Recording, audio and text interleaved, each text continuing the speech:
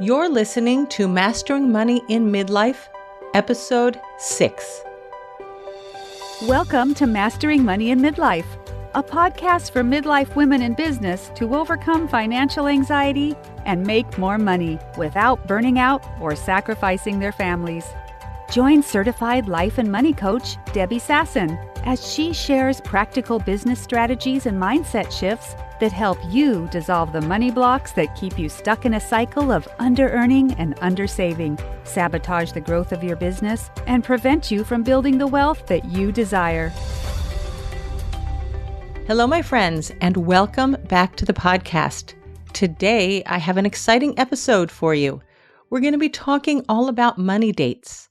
But before we get there, I want to share with you a dream that I had a week or so ago, because it has to do with money. And sometimes you have a dream in the middle of the night and you might get scared and you might wake up and have a hard time falling back to sleep.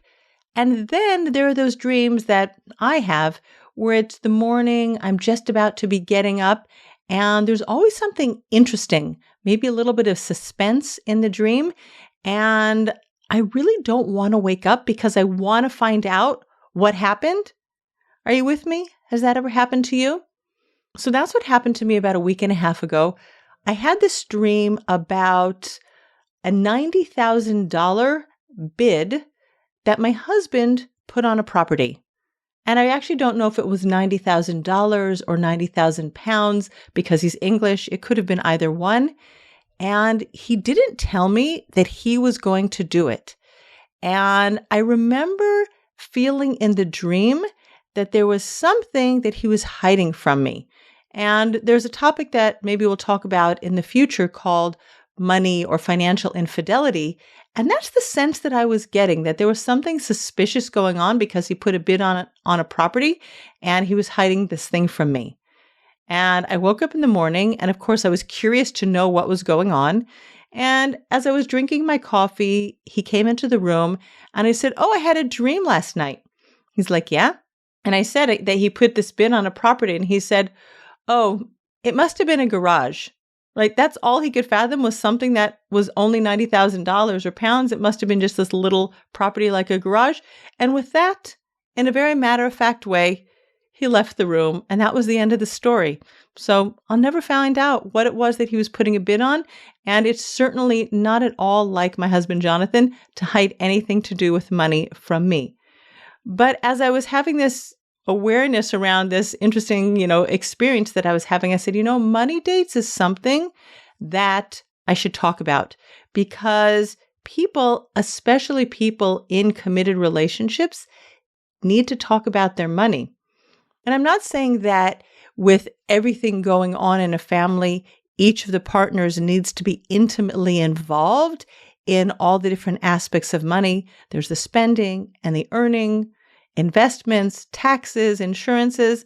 There are a lot of different ways money enters our lives and leaves our lives. And it's not like we can each be in charge of everything in our money and in the family. But there is an importance to having regular communication with each other about money. And if you're not in a committed relationship, you don't have a partner, you're single, you also want to have money dates with yourself to make sure that you are on top of all the different ways that money comes into and leaves your life. Now, so often when people think about money, they think about spending money, and that's kind of fun.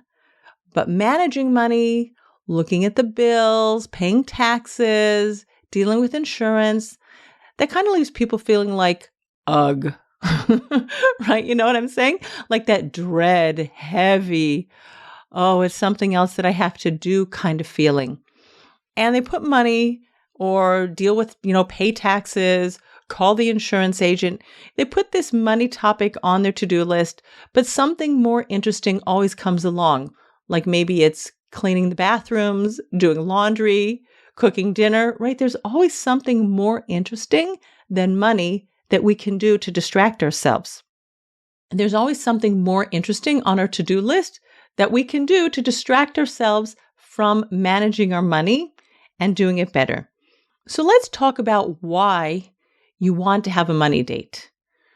So first of all, you want to put focus and energy on your money because whenever you're focusing on something, you can make changes. You get awareness, you get like aha moments, you learn things that you didn't know before, and that gives you power to make changes. Sometimes it just gets you out of the dark. It gets you out of this sort of anxious feeling that maybe there's something that is going wrong or something that I don't know. And even that ignorance and naivete around money is leaving you feeling unsettled. But more often than not, when we settle in and look at our money, there are areas that we can tweak and that we can improve and we can make better. And money is such an intrinsic part of our lives. I mean, just think about it. If you enjoy eating food that you didn't grow and harvest and prepare yourself from beginning to end, or you like having running water, flush toilets, electricity, you like having a roof over your head and windows that are protecting you from the elements, clothes that you didn't have to weave or sew yourself, shoes that you didn't have to fashion for yourself from like cowhide leather. If you want to enjoy these different things in your life, then money is going to be a part of it. And let's think a little bit further out. If you have children and you want to pay for their college education or help them get married and set up for the future, if you want to set yourself up for the future with a retirement plan, or you want to have a vacation even 6 months from now in the summer, right? All of these activities, events in our lives, they all involve money. And if there's going to be a health event in the future, you want to make sure that you have your health insurance, your medical insurance in order so that it doesn't have to be a huge out-of-pocket expense and that you can claim back money from your insurance company. So whether it's your spending, your income, your taxes, your insurance, your pensions, right? All of these are different ways that money enters and leaves our lives. And the more awareness and focus you have around what's going on, that gives you more power to change things and make it even better.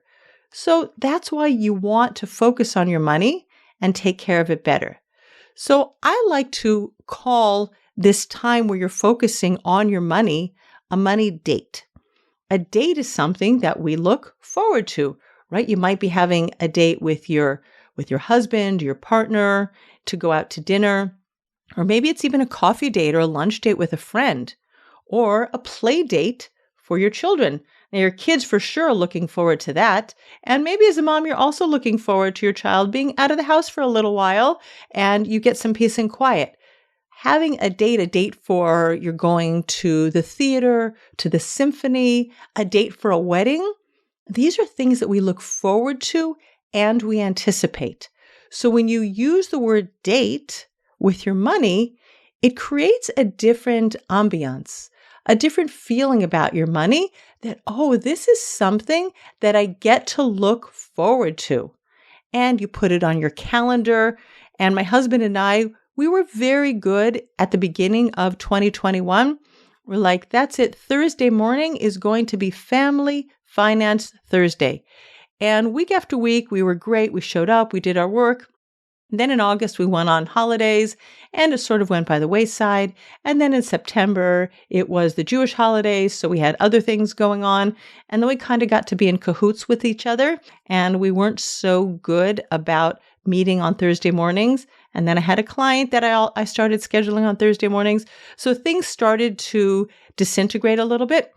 But in November, we each committed again to showing up for our finances, but we haven't been having dates. We've been doing it separately. And I'm also feeling like it's time for us to get back on track together and talk about our money, because now it's just like, oh, have you done that?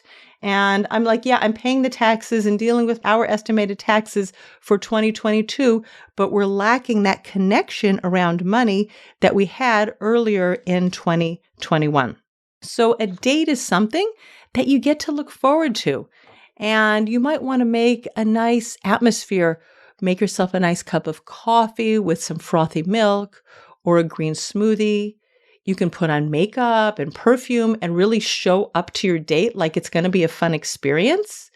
maybe you put on some soft music playing in the background, jazz or other instrumental music. Maybe you'll light a candle or put an incense stick, on. So it's going to be a really loving, luscious, delightful experience when you're having your date with your money. The next thing you want to ask yourself is what you want to focus on during your money date. You don't want it to go helter-skelter all over the place. You don't want the conversation to go down a rabbit hole of one partner shaming another partner or feeling dismissed or belittled around money or blaming, right? You want to come to the money date with an agenda. It's not up in the air. You know that this week at your Family Finance Thursday, if that's what you choose, you're going to look at your spending or you're going to look at your retirement plans because you want to make sure that when you get to 65 or 70, 75, 80, whatever the age is for you when you want to leave on retirement, that there's money and a nice financial cushion for you. And retirement is actually one of those things that a lot of people push off. They're thinking like, oh yeah, my retirement, that's sometime in the future. Or I'm an entrepreneur, I'm going to work until I'm 100, right? But if we really look at people out there in the world who are a little bit older than us, maybe 70 or 75 or 80, there aren't a lot of people that are working full time in their mid 80s or their 90s. Like we can't always plan what our health is going to be and be like. So just in case you're not able to work to 100, you want to start planning earlier rather than later for your retirement. You don't want to leave it up to chance. Some other aspects of money that you can focus on during your money date could be your insurance. And even within insurances, there are different types of insurance. You can have home insurance, medical insurance, car insurance, disability insurance, right? There are life insurance, especially if you're a parent with children still living at home who haven't been set up financially. If, God forbid, something happens to you, you want to make sure that there's a financial nest egg to take care of your children. So one money date can be just focusing on a specific type of insurance. Or maybe you're going to be focusing on getting quotes from an insurance company, right? Maybe your car insurance is due to be renewed and you're thinking that you can get it for less expensive or you can get better coverage. You want to raise the deductible in order to lower your cost. Come to your money date with an agenda and a plan for the specific thing that you want to be focusing on and doing during that date. And one of the things that you can focus on your date is money lineage. And I spoke about that in episode 2. Like we each come to the world and we absorb messages about money from our parents. And that to a large extent forms who we are and our thoughts and our beliefs and our attitudes towards money. And this is especially true if you're in a partnered relationship, is we often don't know our partners deeply around money. And you can schedule a money date with your partner in which the only thing you're going to be talking about is your history around money. Like what went on in your family. Oftentimes we get it through other conversations. Oh yeah, my mom was like that and my dad was like that. But if you plan a money date focused just on your family of origin story around money, this is how I would organize it. You can say you want to talk about the period between when you were born and 10 years old or 15 years old. And you just let one partner talk and tell his story or tell her story for 10 or 15 minutes. And the other one sits there quietly and listens and just notices and observes and supports. This isn't a time to judge the parents or the grandparents or anything that happened. It's creating awareness and connection and bonding between the partners in ways that we don't even know each other. And because money has been such a taboo topic for forever, really, right? We don't sit down and just talk about money and what was going on in our families. And maybe there's a whole history, a history of depression, of, your parents or grandparents made it through the Depression, or your parents or grandparents, like in my family, made it through the Holocaust. And that influenced and impacted the way they showed up and learned and handled money. And we want to learn that about our partners. So you can add money lineage to the topics that you want to discuss during your money dates. And here's another very important topic around money, and that is a family emergency binder. And I'm going to put a link in the show notes to a family emergency binder that I recommend. And this is the place where you aggregate and collate all of your financial information just in case of emergency. And the family emergency binder is where you want to collate and aggregate all of your financial information in case of emergency, because we really don't know what can happen later today or even tomorrow. And if you're in an accident, if God forbid you're not even here tomorrow, right, and somebody needs to take care of you, or somebody needs to make financial decisions for your family, you want to make it easy for them. So your financial emergency binder is where you would keep information about your bank accounts, including passwords for your online bank accounts, information like phone numbers for your accountant, your investment advisors, details of your retirement plans and your other investment accounts, so that if, God forbid, it was an emergency, somebody could step into your shoes, like grab this folder and figure out what the next steps were. And they don't have to go digging and sorting and searching. And maybe it's in a notebook, and maybe it's in a spiral notebook, and it's stuffed into a drawer, or it's on the computer somewhere. Your family emergency binder is there to help people take care of you, or if you're not around your family, if you're no longer able to do it. And I know with me, because I manage a lot of the finances for our family, and a lot of that information is in my brain, that if I wasn't here and we didn't have a family emergency binder, my husband could not step in for me, because it's just not what he does day to day. He has his activities, and we have those written down so I could step in for him, his part of the finances, but so much of the bank account information and what's going on with our investments and the taxes, that's all my area of management for our family. So make sure that you are very specifically focused on what you want to cover during your money date, and stick to just that topic. Don't go off topic. And the third thing you want to think about as you're planning your money date is, how do you want to feel? How do you want to feel going into your money date? And how do you want to feel when you finish your money date? So if you want to have that lovely atmosphere with the jazz music and the green smoothie or whatever it is for you, think about joy, fun, curiosity, maybe even fascination. Like, so many people feel shame, belittled, childish around money.